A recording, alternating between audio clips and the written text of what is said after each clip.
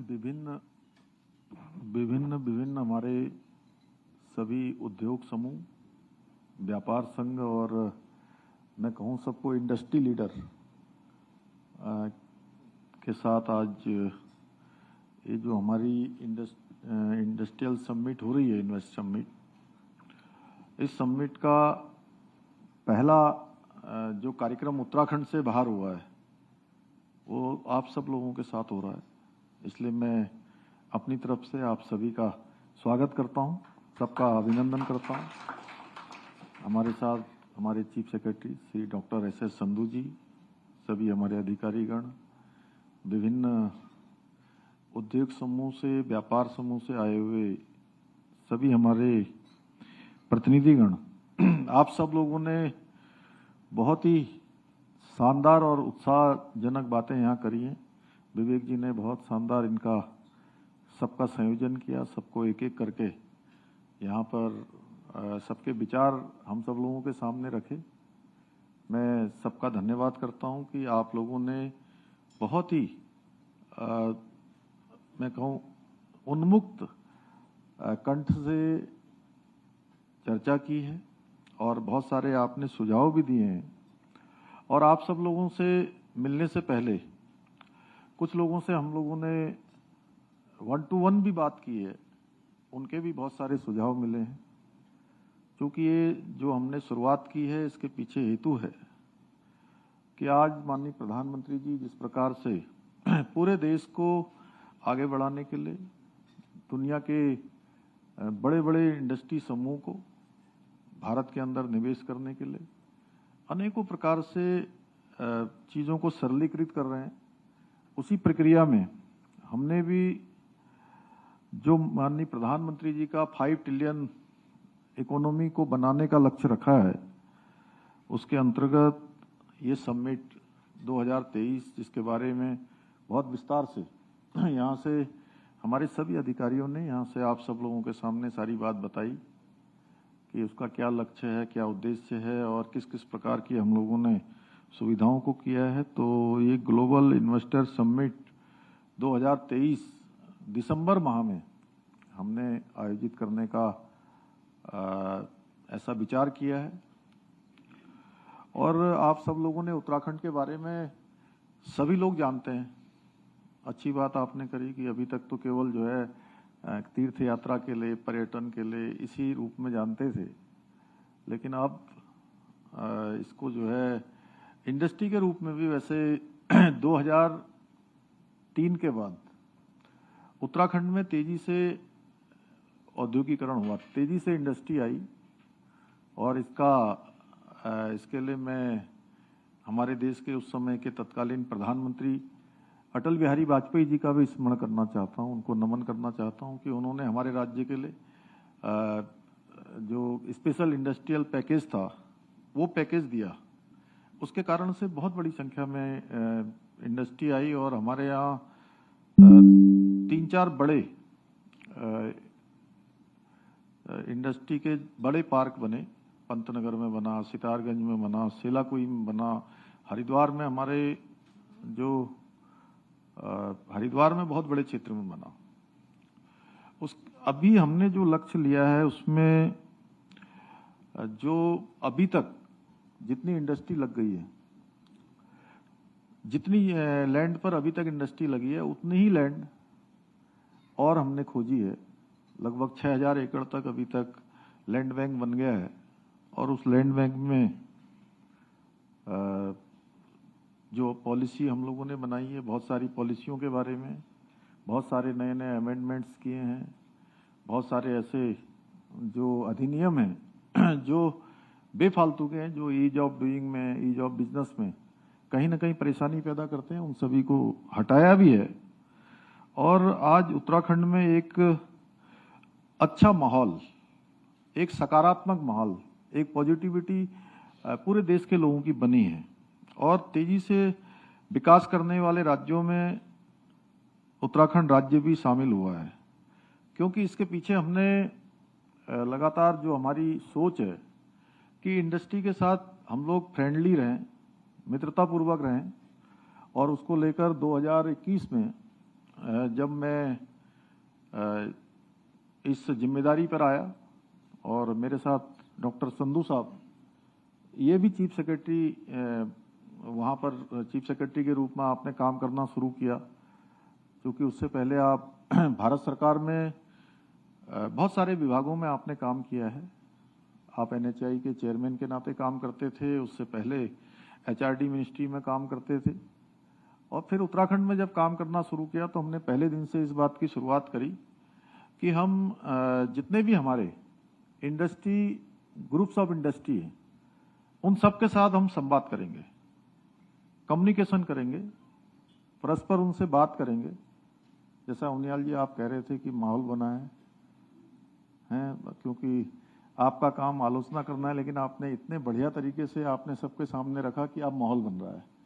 मैं आभारी हूं आपका कि आपने हमारी पहल को लोगों के सामने एक ऐसे रूप में क्लिक किया कि मुझे लगता है कि आपकी बात क्लिक जरूर हुई होगी। वैसे तो सभी ने बहुत ही अच्छी अच्छी बातें करी, सभी ने सब बातें, और बड़ा उत्साह भी आप लोगों में दिखाई दिया, लेकिन उसके बावजूद भी हमारा हेतु था कि हम सबके साथ बात करें। यहाँ आज भी आप चूंकि लीडर हैं सारे अपने अपने समूह के, कोई किसी ग्रुप का है, कोई किसी का है, कोई किसी समूह का है, सभी लोगों को इसीलिए हमने आमंत्रित किया कि हम जितने भी अमेंडमेंट्स कर रहे हैं, जितनी हम पॉलिसी ला रहे हैं, जितना हम चीजों को सरल बना रहे हैं, सिंगल विंडो सिस्टम, हाँ अभी भी बहुत सारी जगह पर मैं मानता हूं कि अभी परेशानियां भी हैं, कठिनाइयां भी हैं, लेकिन हमने शुरुआत की है। और इसकी शुरुआत हमने अक्टूबर 2021 से करी, और हमको इंडस्ट्री समूह के लोगों ने जितनी परेशानियां या जितना समस्याओं के बारे में बताया, 4 महीने में ही हमने उनका 90% उनका सॉल्यूशन किया, उनका समाधान किया। और उसका परिणाम ये हुआ कि एक इंडस्ट्री के लिए और एक सकारात्मक माहौल पूरे प्रदेश के अंदर बना, और उनको हमने अपना ब्रांड एम्बेसडर कहा।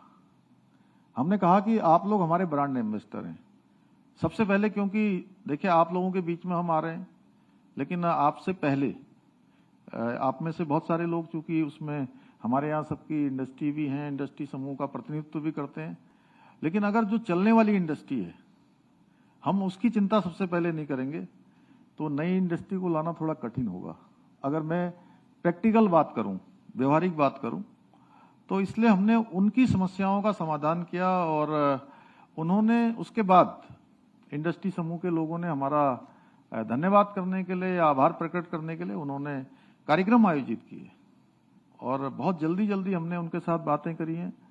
और हर साल में 2 बार, 3 बार, 4 बार जितनी भी जरूरत पड़ती है, हमारे डॉक्टर संधू चीफ सेक्रेटरी हैं, हमारे इंडस्ट्री के सेक्रेटरी, ये सारे लोग लगातार लोगों के लिए ये कभी इन्होंने कोई बातचीत का रास्ता कभी बंद नहीं किया है, हमेशा रास्ता खुला रखा है, जिससे कि उनकी जो इंडस्ट्री है, इंडस्ट्री में आने वाली समस्याएं हैं, आगे उनको किस प्रकार से और अच्छा कर सकते हैं, वो लगातार संवाद हो। क्योंकि मैं ऐसा मानता हूं कि कोई भी बात, कोई भी परेशानी, कोई भी समस्या, उसका समाधान तभी हो सकता है जब लगातार संवाद होता रहे।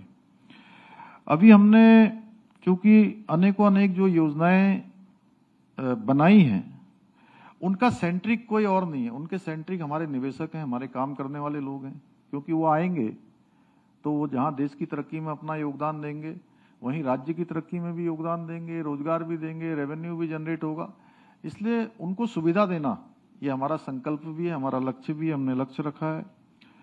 इन सभी को ध्यान में रखते हुए अच्छी बेहतर योजना बने, अच्छा इंफ्रास्ट्रक्चर बने, और साथ ही लगातार जो इस प्रकार की इंडस्ट्री से संबंधित जो भी बातें हैं, उन सब की मॉनिटरिंग भी लगातार होती रहे। उसके लिए हमने सेतु,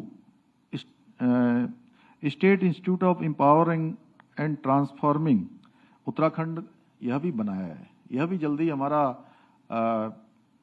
उसमें आ जाएगा, कार्य रूप में जल्दी ही आ जाएगा। और 1250 जो अधिनियम है, जिसको हटाने का अभी तक हमने चिन्हित किया है, जिनको मतलब अभी तक किया है, उसमें से लगभग 500 अधिनियमों को सिंगल रिपील एक्ट के माध्यम से अभी तक हटाया भी जा चुका है, जिनके बारे में मैंने अभी पहले भी बताया था। इसके साथ साथ अभी यूआईडीबी, चूंकि एक यूआईडीबी भी Uttarakhand investment and infrastructure development board, इसका भी जो है हमने गठन कर लिया है। ये भी जल्दी ही अस्तित्व में आ जाएगा और इसके अस्तित्व में आने से और भी जो परेशानियां हैं इंफ्रास्ट्रक्चर के क्षेत्र में वो और आसान होंगी। और माननीय प्रधानमंत्री जी ने जिस प्रकार से ये लक्ष्य लिया है कि 2024 से लेकर 2028 के बीच में भारत दुनिया की तीसरी सबसे बड़ी आर्थिक शक्ति बनेगा, तीसरी आर्थिक अर्थव्यवस्था बनेगा, तो उसमें योगदान देने के लिए हमने भी राज्य को सशक्त बनाने के लिए, राज्य की जीएसडीपी को दुगना करने के लिए इन सभी प्रयासों को आगे बढ़ाया है। और जैसे अभी आप लोग ऋषिकेश के बारे में जब हमारे रोहित मीणा पूछ रहे थे, तो आप लोगों ने ऋषिकेश का एकदम से नाम लिया। ऋषिकेश हो, हरिद्वार हो, ये हमारी आध्यात्मिक राजधानी है, देश दुनिया की सांस्कृतिक राजधानी है। और इसके बाद लोग कई बार पूछते हैं कि उत्तराखंड का कौन सा डेस्टिनेशन सबसे अच्छा है। तो मैं अभी एक फिल्म फेयर में गया था, वहाँ लोगों ने मुझे बुलाया, तो कहने लगे कि आप बताइए हम कितने स्थानों पर फिल्म बना सकते हैं, शूटिंग कर सकते हैं, कौन कौन से डेस्टिनेशन हैं। तो मैं सच बताऊं, मैंने उनसे कहा कि उत्तराखंड में आप जिस जगह चले जाइए, इधर चले जाइए तो आपको डेस्टिनेशन दिखाई देगा, उधर चले जाइए डेस्टिनेशन दिखाई देगा, जिधर को आप पैर लगा देंगे, जिधर को आपकी नज़र चली जाएगी, वहीं एक नया डेस्टिनेशन दिखाई देगा। ऐसा उत्तराखंड है। और उत्तराखंड में जन्म लेना, ये तो देखिए जन्म लेना ये आपके ऊपर नहीं है, ये किसी के ऊपर नहीं है कि वो कहाँ पैदा होगा, ये किसी के हाथ में नहीं है, लेकिन कर्म करना आपके हाथ में है। और मैं सच बताऊं तो ये पुण्य की भूमि है और ये देवभूमि है, और यहाँ जन्म लेने से भी अच्छा है कि कर्म करना। इसलिए मैं तो आप सबसे कहूँगा कि इस पवित्र भूमि में आप सब अपना योगदान दे सकते हैं। भगवान ने सबको सक्षम बनाया है, सबको जो है हर प्रकार से ये अवसर दिया है कि वहाँ जरूर जो है आप किसी न किसी रूप में अपना योगदान करें। और बहुत सारे जहाँ देखिए आज हमारे यहाँ पर 4 धाम हैं, 4 धाम के अलावा हरिद्वार, ऋषिकेश, माँ गंगा का गौमुख, यमुना जी का, अनेकों नदियाँ, शारदा जी, महाकाली जी, सरयू, अनेकों नदियाँ पर्वतों से आच्छादित और वनों से आच्छादित, जिधर देखिए आप 71% अभी जो हमारी लैंड है टोटल स्टेट की, उसमें से 71% जो है आज फॉरेस्ट है। और समूची दुनिया को कहीं ना कहीं अच्छी वायु देने का काम, अच्छा पर्यावरण देने का काम, और टिहरी डैम, गंगा, यमुना जैसी हमारी अनेकों नदियां जो हिमालय से निकलती हैं, वो सभी को जहाँ पेयजल भी देती हैं, सींचने का काम भी देती है, शुद्ध वायु देने का भी काम करती है। तो ये भूमि उत्तराखंडी है। इसके साथ साथ जहाँ 4 धाम, आप लोग 4 धाम के बारे में जानते हैं, 4 धाम हमारे हैं और 4 धामों में बहुत काम हो रहा है इस समय। पहले आपका वहाँ जाना इतना कठिन था कि लोग जा नहीं पाते थे, क्योंकि बड़ी कठिन यात्रा होती थी, सड़कें भी बड़ी खराब होती थी। आज जैसा डॉक्टर संधू साहब ने यहाँ से बताया आपको कि कुछ ही समय बाद आप 2 घंटे में देहरादून पहुँचेंगे, 2 ही घंटे में आप ऋषिकेश भी पहुँच जाएंगे, और ऋषिकेश पहुँच जाएंगे तो ऋषिकेश से आप बद्रीनाथ कब पहुँच गए आपको पता भी नहीं लगेगा। पहले ये यात्रा कई दिनों की यात्रा होती थी, अब ये कुछ घंटों की यात्रा हो गई है। जहाँ 4 धाम में केदारनाथ जी का पुनर्निर्माण का काम आप सबको पता है कि नया केदार बन गया है। 2013 की जो आपदा आई थी, उस आपदा में बहुत नुकसान हो गया, पूरा का पूरा वो परिसर पूरा बुरी तरह से जो है प्रभावित हो गया था। अभी नया केदार बन गया है। इस साल दिसंबर माह तक हमने उसका लक्ष्य लिया है कि पूरा जो भी काम है उसका अधिकांश काम हम कर लेंगे। बद्रीनाथ पर मास्टर प्लान पर काम चल रहा है, और हेमकुंड साहब जहाँ की यात्रा अत्यधिक कठिन है, 3 दिन 4 दिन लग जाते हैं। बुजुर्ग लोगों के लिए और कठिन होती है, जिनका शारीरिक रूप से थोड़ा कमजोर हैं उनके लिए और कठिन होती है।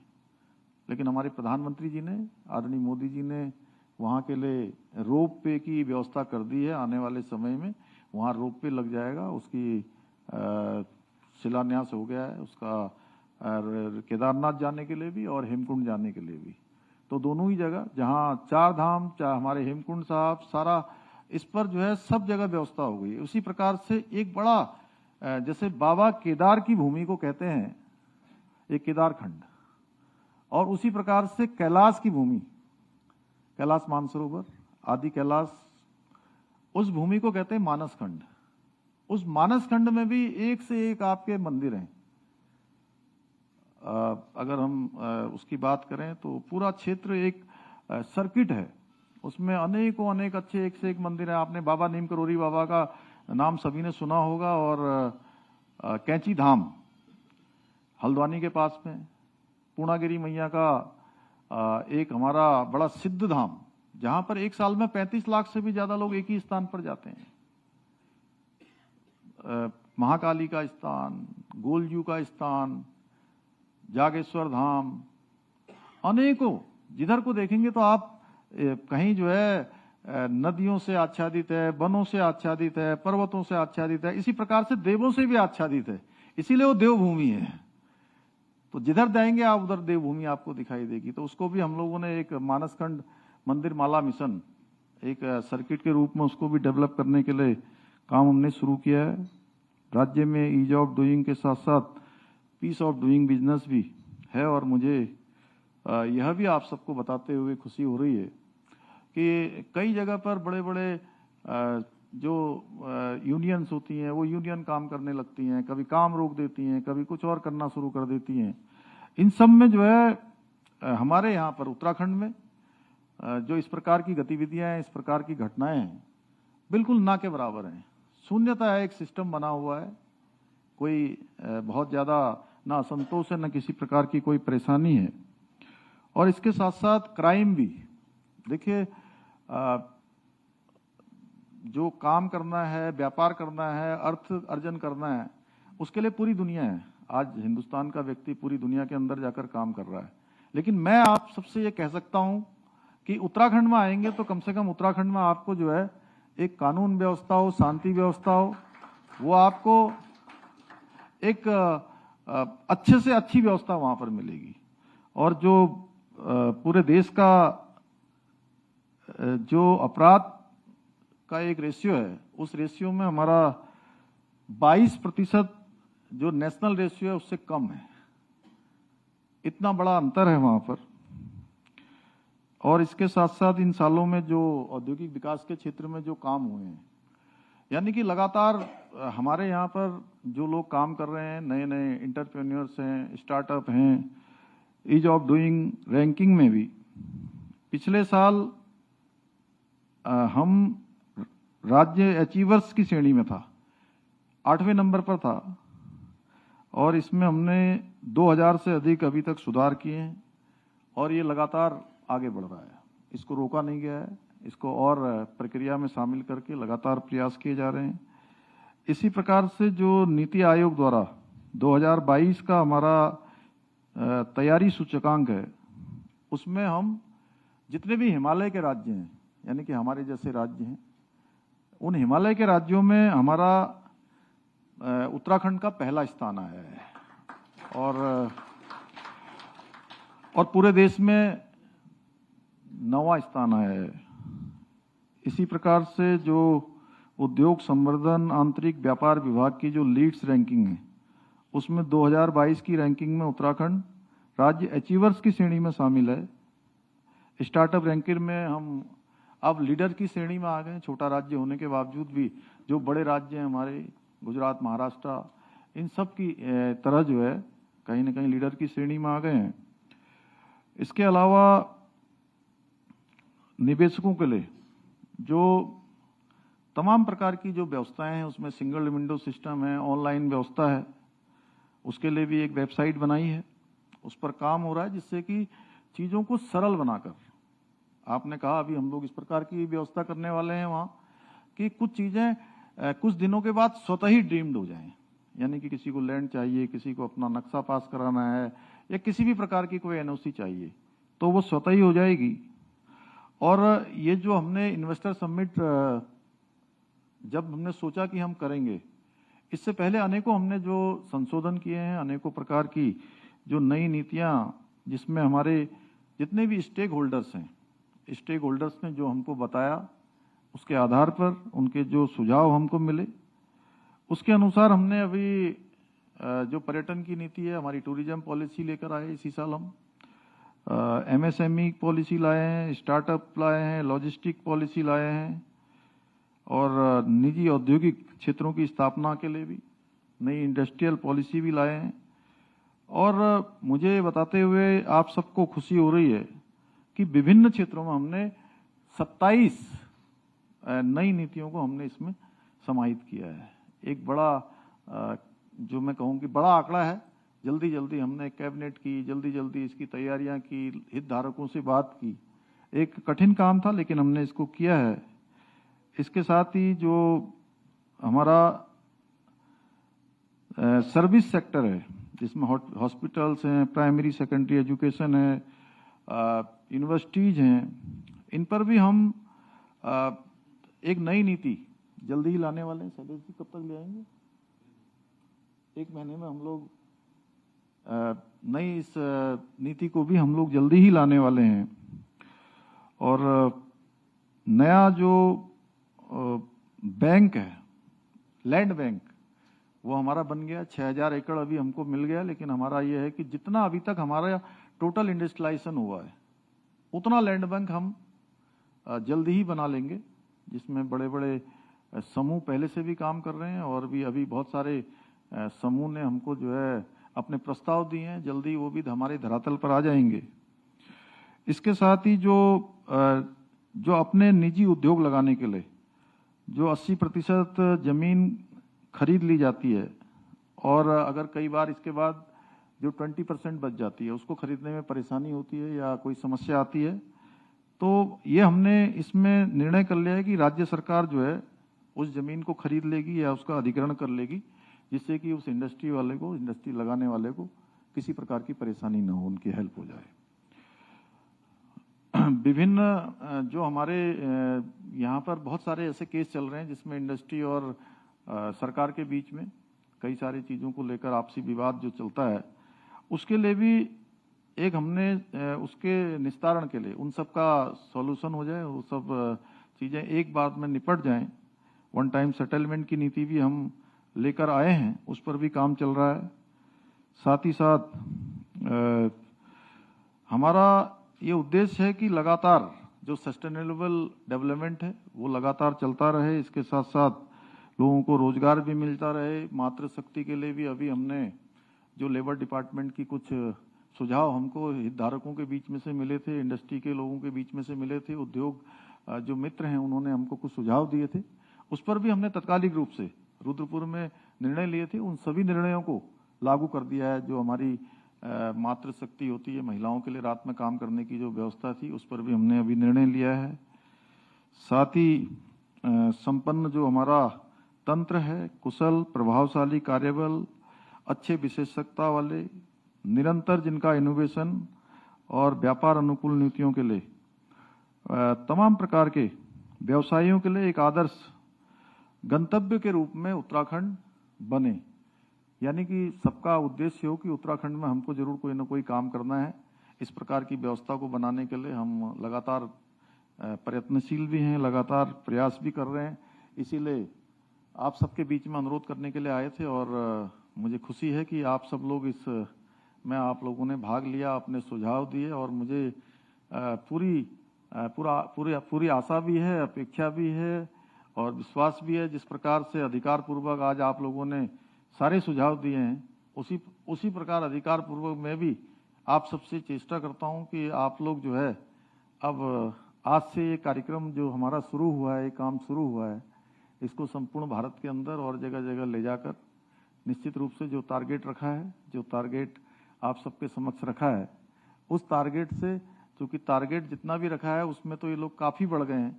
उस टारगेट के बराबर तो हो गए, इन्होंने बताया नहीं है, लेकिन वो टारगेट का जो है डबल हो, उससे भी आगे हो, जिससे कि देवभूमि में और देवभूमि के विकास में, और देवभूमि का विकास होगा तो निश्चित रूप से देश के विकास में भी आपका योगदान होगा। मैं आप सबसे यही अपेक्षा करता हुआ और आप सबका बहुत धन्यवाद करता हुआ कि आप सब लोग निरंतरता से, जब तक माननीय प्रधानमंत्री जी ने, चूंकि हमने उनसे भी अनुरोध किया है, वो इस इन्वेस्टर समिट का जो हमारा 2 दिन का ये समारोह चलेगा, 2 दिन का कार्यक्रम चलेगा, वो भी रहेंगे, तब तक आप सभी का सहयोग मिलेगा। और आगे जब इंडस्ट्री वगैरह आप लोग लगवा देंगे, लोगों का निवेश करवा देंगे, तो आपका रिश्ता आजीवन उत्तराखंड से बन जाएगा। और हम चाहते हैं कि आपका ये रिश्ता हमेशा हमेशा के लिए उत्तराखंड के साथ बने। इतनी आप सबसे बात कहता हुआ मैं अपनी बात को समाप्त करता हूँ। बहुत बहुत धन्यवाद।